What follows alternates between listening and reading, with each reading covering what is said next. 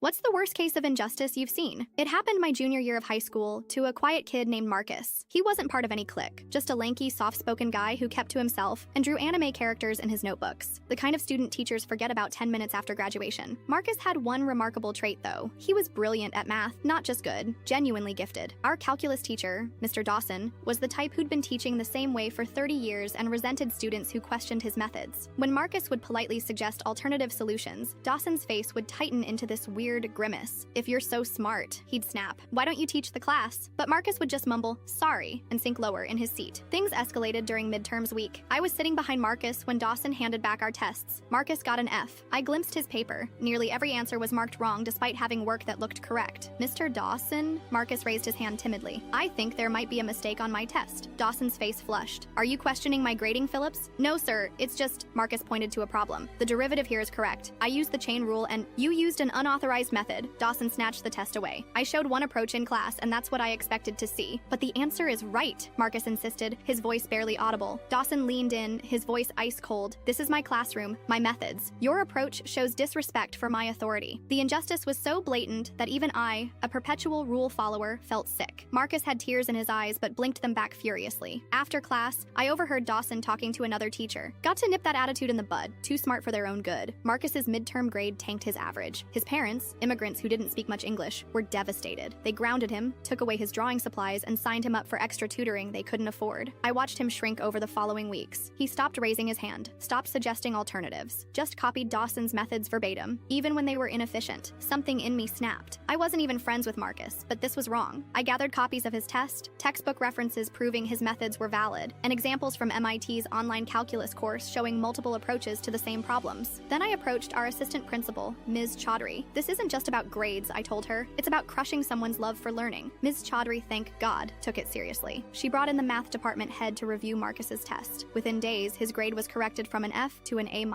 But the damage was done. Even with his grade fixed, Marcus never participated the same way again. He'd learned that being right wasn't enough. You had to be right in exactly the way authority wanted. During graduation the following year, Marcus received a scholarship to study engineering. When his name was called, Dawson clapped with this tight smile like he'd had something to do with Marcus's success rather than nearly destroying it. The real injustice wasn't just one bad grade, it was watching someone's intellectual curiosity, maybe the most valuable thing a student can have, get systematically crushed because it threatened a teacher's ego.